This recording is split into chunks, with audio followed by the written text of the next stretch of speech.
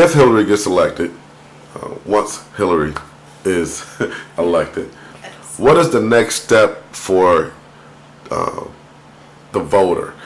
Because we do know that it is important to vote for your favorite president candidate, but they also have to get other individuals in the seats to make sure that it helps them get their laws passed. So what is the next step after the voter gets done and we got a president now? What's the next step?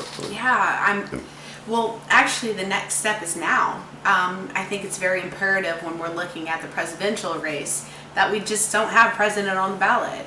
We have a very, very critical U.S. Senate race, which is something of great importance across the full statehood, because our U.S. Senate will be one of the main determining factors of who we select for our Supreme Court seats.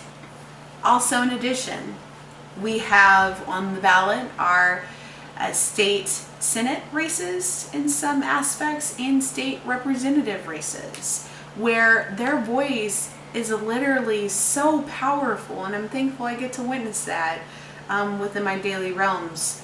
Now, what we have to see is when we're dealing with like things we've seen in the media before, with it being RFRA, which is the Religious Freedom Restoration Act, or we're dealing with laws that pertain to hate crimes legislation. Those decisions are made on the state level. In addition, I will say that that same fight can be mirrored on the federal level, but it is truly important to educate yourself now on who will represent you here within the state. The gubernatorial race is super important, with it being of selecting the lieutenant governor with them as well, because again, we have that of great representation, especially in the Democratic realm, of being able to select some great candidates that truly represent you. There are other races that are going to be on the ballot, and I think it's important to say, who is our new Attorney General candidate? So if you don't know, feel free to ask me questions. I will teach you, or maybe go to that as someone you can confide in that knows it, so they can teach you how your life is impacted as well. Is it too late to get involved in the current politics and what's going on today? Not at all. Okay. I tell you, the time is of the essence now.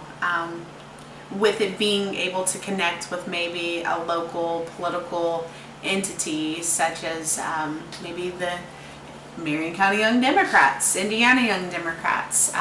We have that of our Indiana Democrat African American Caucus. There are so many ways within the political realm to make you feel connected, to make sure within the political realm you feel like you have a body of individuals that feel the same way you do too, and how you can impact that of the outcomes of elections. I also tell you as well that if, for instance, you're wondering what your elected official is doing, or maybe you're wondering, who is this candidate that may represent me? Contact them. And if you might like them, I'd go and advocate with them as well. Go knock doors, make phone calls, maybe host a fundraiser, bring or gather, a little small gathering for your friends to come together and learn about the platform of those candidates.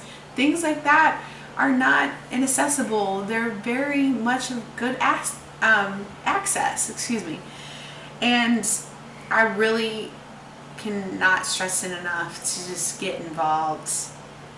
If it's that of voter education, attending a debate of candidates, there are so many things that will definitely be coming up very soon. So just highly encourage you to get involved.